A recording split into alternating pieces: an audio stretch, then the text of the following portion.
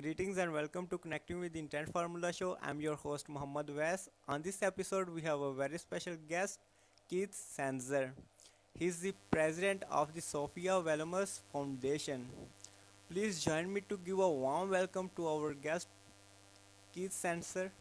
Welcome, Keith. Thank you.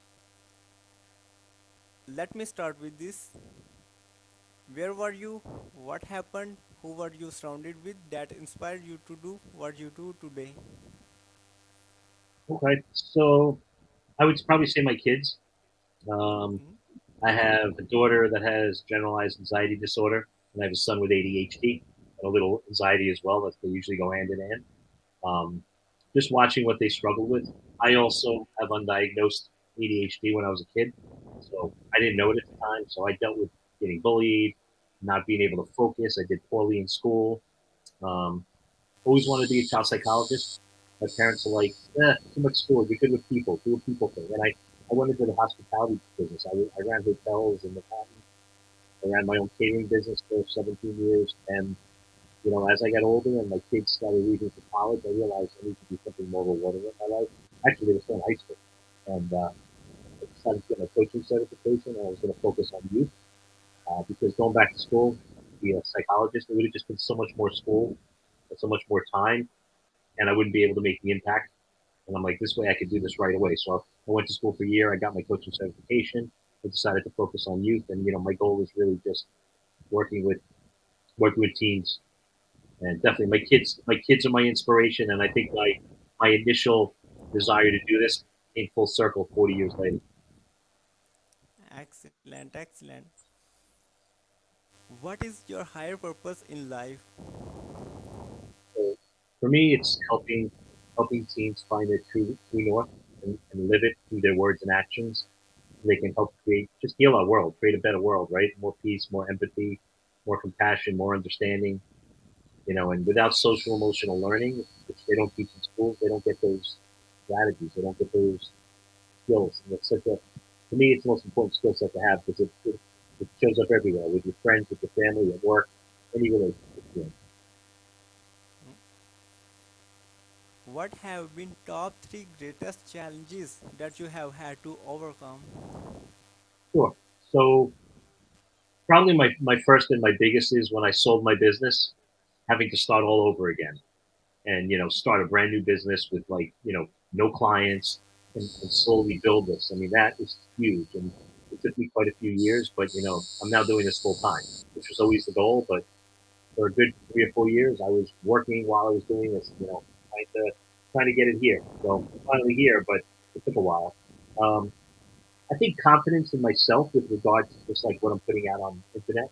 Like when I started putting videos out, they were pretty crappy, and as you just having enough confidence to just keep doing it, and keep trying until I get better at it. I think I struggled with that a little bit at the beginning. So, I wasn't always putting out content. I was holding back on what I wanted to say, even if it was written content. And I think the others had to set myself apart. Um, like I said, this is truly in my heart what I want to do. And I don't. That's why I don't take ads. I don't do things on Instagram. You're never going to get a script campaign from me trying to get you introduced to what I do. Like everything I do is organic and word of mouth because I feel like that's the most authentic. And if you want your kid with somebody, you want with somebody that authentically cares, not somebody that's. So trying to find how I can separate myself without advertising was probably a big, huge challenge. Okay. What is your what is your greatest failure story? What did you learn and how did you recover from it? Yeah. So my biggest failure is Yeah. I sold my business. Let's just say me and my partner did not. There were reasons why I couldn't be there anymore. I sold my business, and my ex partner went out of business about 6 months later. Didn't pay any of his bills, and I got stuck with everything. So it cost me hundreds of thousands of dollars. Had to start all over again.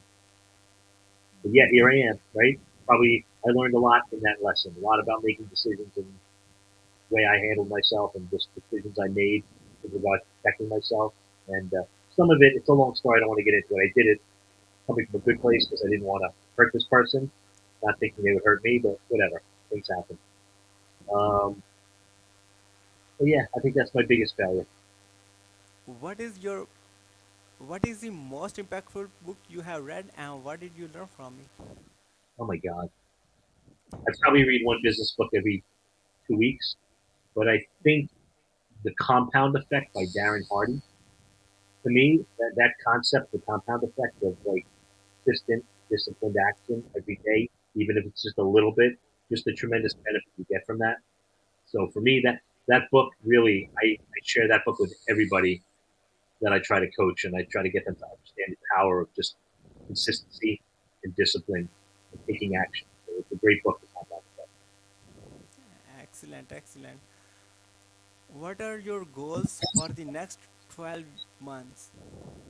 So for me, it's getting the foundation to bring in $500,000, $2 million within the next year for our programs and all the things that we do. And I think personally, I want to be running 2 mastermind groups every a year for a 10-month program. And through our foundation, I like to be running our O shift workshop, once every 6 weeks. So those are lofty goals, but that's what we're looking to do, and that's what I'm striving for. Wow. What advice you will give to younger yourself? Just trust in yourself, follow in your gut, follow in your passion. Don't let other people's opinion influence what you're going to do. Like if you have a passion and it's something you feel you want to do, just go for it. Even if you fail, you'll never regret trying. There's nothing worse than regret. But follow your passion, do what you believe in. Don't listen to what other people say, even if it sounds crazy what you want to do. Some of the most successful people, everybody thought they were crazy, until they created something that everybody uses. So follow your passion. Just follow it. Just trust yourself and follow it. Yeah, that is. How can we support you? I think for me, just listen, getting the word out there, letting people know what we do, going to our foundation website. I mean, we're always looking for donors. We're looking for people that support what we do. We can't do what we do without the money to do it. And any donation somebody makes to our foundation, it goes directly to services. Whether it's a program for the kids, one of our wellness kits, it goes directly to serving youth. It doesn't go to overhead costs or anything like that. We're a small non for profit, and everything goes directly to the kids. What would you say about your guest appearance on the show? Well, the questions are great. So I mean, I always appreciate good questions, right?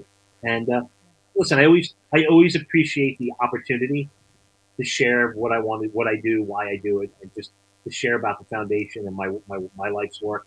Because at the end of the day, really, right now, mental health is the biggest issue in this country right now, and anybody that's willing to help us get our message out there, so we can do what we need to do to get this issue resolved and to work with as many kids as we can and provide the tools they need for better mental health. I mean, that's you know, we're all doing a good work here if we do that.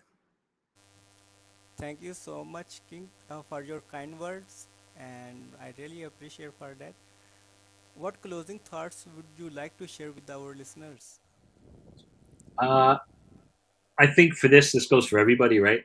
Live your truth, right? Live your truth. Be authentic. Don't be afraid of what people are going to say or how you're going to be viewed for saying what you believe in. You're not going to always be popular and everybody's going to love you, but when you don't live your truth and you're not authentic, you know it. Your value, you know it. You can feel the disconnect. You feel misaligned. When you're living your truth, it's hard to live your truth because sometimes when we live our truth, not everybody wants to hear it, but you have to live it because that's your truth. And the minute you start not living your truth, you're living somebody else's, and that never feels good. Thank you so much, Kit, for sharing your wisdom with us on the behalf of connecting with the Intent Formula community and our entire team. We really appreciate you. Until the next episode, all good wishes. Thanks for having me.